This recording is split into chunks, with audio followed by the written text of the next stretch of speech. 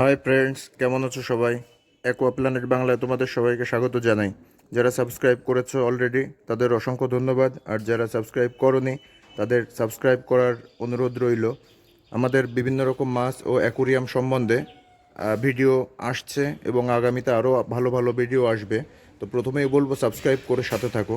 তো আজ যে টপিকটা নিয়ে আলোচনা করব সেটা হচ্ছে মলি, গাপ্পি, এই ধরনের সিমিলার মাছ।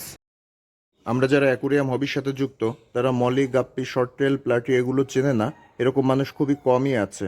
আর বিশেষত বাচ্চারা যারা মাছ পছন্দ করে বা রঙিন মাছ পছন্দ করে তাদের তো কোনো কথাই নেই। কারণ কি? কারণ অন্যান্য মাছ বেশিরভাগ ক্ষেত্রে কি হয়, ডিম দেয়, ডিম থেকে বাচ্চা হয়। আর এই ধরনের মাছগুলো এরা সরাসরি বাচ্চা প্রসব করে, যা বাচ্চাদের কাছে একটা খুব সুন্দর ব্যাপার হয়ে দাঁড়ায়। এসব মাছ পালন বা ব্রিডিং করানোটা খুবই সহজ, কিন্তু তার মধ্যেও কিছু কিছু প্রতিবন্ধকতার শিকার হয় অনেকে। যারা না জেনে আমরা এগুলো পালন করা শুরু করি বা ব্রিডিং করানোর চেষ্টা করে থাকি, সেটা হচ্ছে কি, অনেক ক্ষেত্রে আমরা বাজার থেকে মাছ নিয়ে আসি, কিছু মাছ মারা যায়, বা অনেক সময় ফুল প্রেগনেন্ট মাছ নিয়ে আসার পর বাচ্চা দেওয়ার পরে বাচ্চাগুলো আমরা বাঁচাতে পারি না। মলিগাপ্পি চাষের ক্ষেত্রে একদম সর্বপ্রথম যেটা করতে হবে, মাছ আনার সময় মাছটা সঠিকভাবে নির্বাচন করতে হবে। আমরা অ্যাকুরিয়ামের বিভিন্ন শপে বা বিভিন্ন জায়গায় খুব সুন্দর সুন্দর মাছ দেখে, অ্যাক্টিভ মাছ দেখে নিয়ে আসি। বাড়ি আনার পর একদিন দুদিন পরেই সেগুলো অসুস্থ হয়ে যায়, অনেক ক্ষেত্রে মারা যায়। এটার প্রথম কারণ হচ্ছে, এখন অনেক জায়গায় মলিগাপ্পি বাণিজ্যিকভাবে চাষ হচ্ছে, পুকুরে চাষ করা হচ্ছে, যেটা সফট জল থাকে। আমরা কি করি, আমরা বাড়িতে আনার পর আমাদের পুকুর থাকে না, সফট জলে না রেখে আমরা মাটির নিচের জল বা ট্যাপ ওয়াটারগুলো ইউজ করে সেখানে রাখি। তো রাখতে হবে সেটা আমাদের, কিন্তু তাহলে কি করব? তাহলে কি আমরা আমাদেরও পুকুরের জলে রাখবো না? রাখবো না, রাখা সম্ভবও না। কারণ ম্যাক্সিমাম বাড়িতে পুকুরের জল এনে সেটা রাখা সম্ভব না। সেক্ষেত্রে কি করতে হবে, আমাদের ট্যাঙ্কের বা অ্যাকুরিয়ামের যে মাছগুলো চাষ হয়েছে সেগুলো নির্বাচন করতে হবে। পুকুরের মাছগুলো এনে ট্যাপ ওয়াটার বা মাটির নিচে জলে রাখলে অসুবিধা হবে। যেহেতু মাছ দেখে চেনা সম্ভব না এটা পুকুরের নাকি অ্যাকুরিয়ামের বা ট্যাঙ্কের, অর্থাৎ আমরা যে কোনো চাষির বাড়ি থেকে যারা ট্যাঙ্কে মাছ পালন করে সেইখান থেকে আমরা মাছ সংগ্রহ করতে পারি বা প্যারেন্টস স্টকগুলো আমরা কালেক্ট করতে পারি। 2 নম্বর যেটা, আমরা সাধারণত তাড়াতাড়ি বাচ্চা পাওয়ার জন্য ফুল প্রেগনেন্ট মাছগুলো নিয়ে আসি, যেটা অনেকটা একটু দুর্বল থাকে, নতুন জলে এসে অ্যাডজাস্ট করতে পারে না, অর্থাৎ ফুল প্রেগনেন্ট মাছগুলো নেওয়া যাবে না, এক সেমি অ্যাডাল্ট দেখে নিতে হবে। 3 নম্বর যেটা, সেটা হচ্ছে আমরা জল পুরনো না করে নতুন জলেই এনে ছেড়ে দেই। তো মাছ ছাড়ার আগে অন্তত 1 সপ্তাহ জলটা তুলে রেখে সেই পাত্রে পুরনো করে নিতে হবে।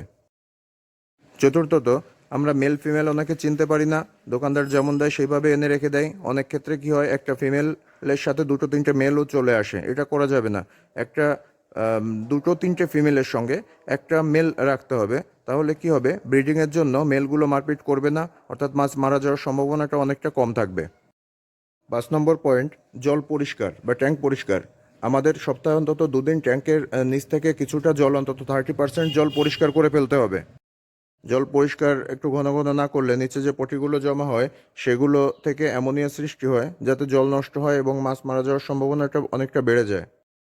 6 নম্বর পয়েন্ট যেটা, খাবার। আমরা কি করি, আনার পরে শুধুমাত্র দানা খাবারই দিই, অর্থাৎ যে দোকানে প্যালেটগুলো পাওয়া যায় সেগুলোই দিয়ে থাকি। শুধুমাত্র প্যালেট দিলে চলবে না, এর সাথে বিভিন্ন রকম বাইরের খাবার দিতে হবে। কখনো কখনো সপ্তাহে 1 দিন 2 দিন ডিম টুকরো টুকরো করে বা ডিমের কুসুমগুলো খাওয়ানো যেতে পারে।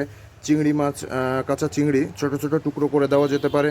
আর সব থেকে ভালো হয় লাইভ ফুড দিলে। লাইভ ফুডের মধ্যে মশার লার্ভাটা একটা খুব ভালো, যেটা অ্যাভেলেবেল সব জায়গায় পাওয়া যায়। 7 নম্বর পয়েন্ট যেটা, সেটা মলিগাপ্পি সাধারণত প্ল্যান্টেড অ্যাকুরিয়াম অথবা বিভিন্ন ন্যাচারাল পরিবেশে থাকতে খুব পছন্দ করে, স্ট্রেচে যায় না। অর্থাৎ তোমরা যদি অ্যাকুরিয়ামে রাখো, কিছু প্ল্যান্ট রাখতে পারো, ন্যাচারাল প্ল্যান্ট হলে বেশি ভালো হয়। আর যদি বাইরে রাখা হয় তাহলে তো কোনো কথাই নেই, অবশ্যই প্ল্যান্টটা দেবে। আর অক্সিজেন সাপ্লাই মলিগাপ্পির খুব বেশি পরিমাণে প্রয়োজন হয় না, অবশ্যই প্রয়োজন হয়। এবার খুব বেশি পরিমাণে যদি অক্সিজেন সাপ্লাই দেওয়া হয় তাহলে সেক্ষেত্রে অনেক ক্ষেত্রে মাছের ঠান্ডা লাগার সম্ভাবনাটা বেড়ে যায়। অর্থাৎ পরিমাণ মতো অক্সিজেন সাপ্লাই দিতে হবে। আর খাবারে যেটা বললাম, বলতে ভুলে গেছি, সেখানে খাবার অতিরিক্ত যে খাবারই দিই না কেন অতিরিক্ত পরিমাণে দেওয়া যাবে না। অত্যাধিক খাবার দেওয়াটা মাছের পক্ষে অন্তত ক্ষতিকারক।